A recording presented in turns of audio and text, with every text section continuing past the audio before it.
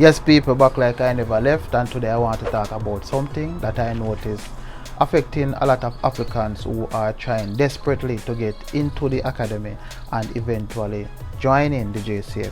But the thing is, the process to becoming a police officer can be extremely long and frustrating for a lot of you guys. I can remember years ago I told a friend of mine that I did the entrance test and I passed. Her response was that she did the test twice, she passed both times, and she was still waiting to hear from the recruiting office. 2 years, guys.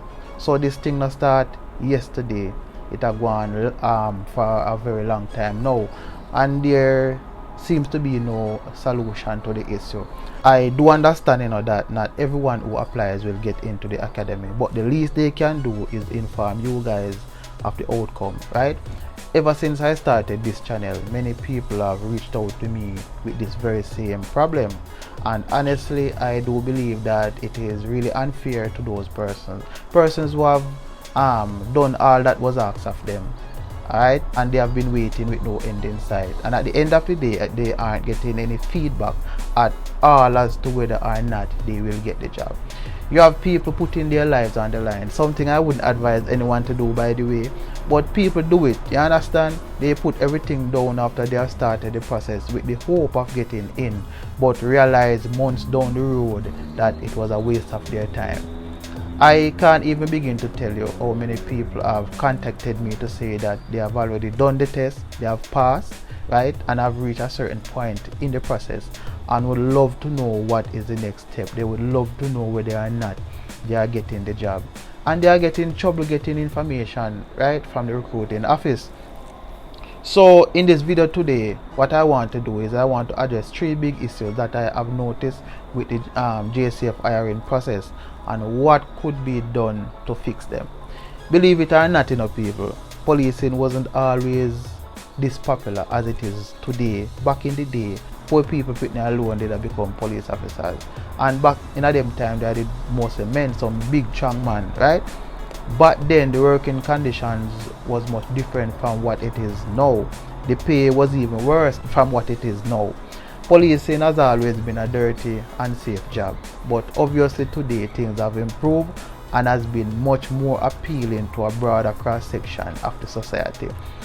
Now people, because of that, becoming a police officer today has become extremely competitive. Everyone wants in, even rich people want on police these days. Why is that? Well, as it stands right now, it is the safest and better paying jobs compared to what is out there right now, right? The process of getting in has evolved over the years to essentially get the best candidates, right, out there to bring them into the academy. So them are look for people with degree and bachelors and them thing there. So you have to really stand out from the rest of the crowd to get into the academy. But this process does have some flaws, and I am going to get right into that and start with the first thing that I have noticed.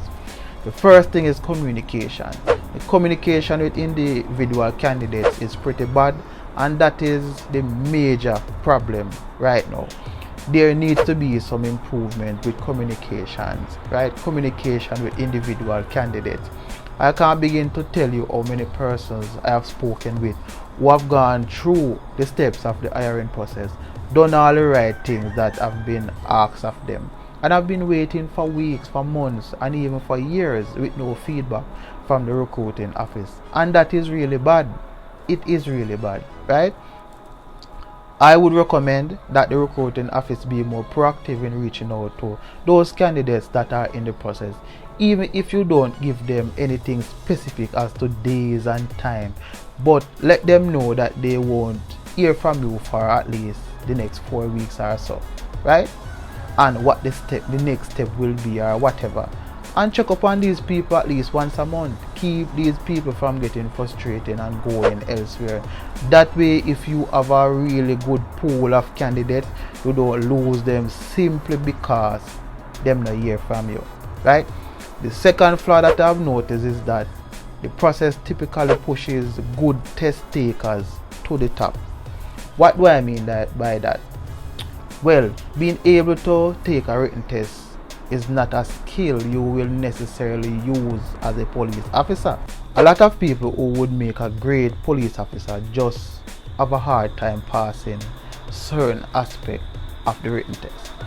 Don't get me wrong, tests are necessary to know a person's level of literacy, but why not find other practical means and ways to test the potential of candidates?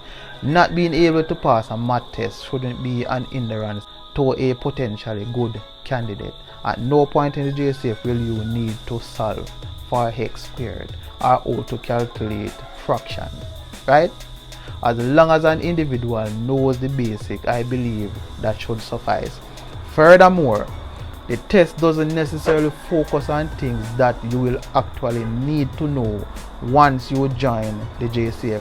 And so I do believe that that aspect needs some looking into.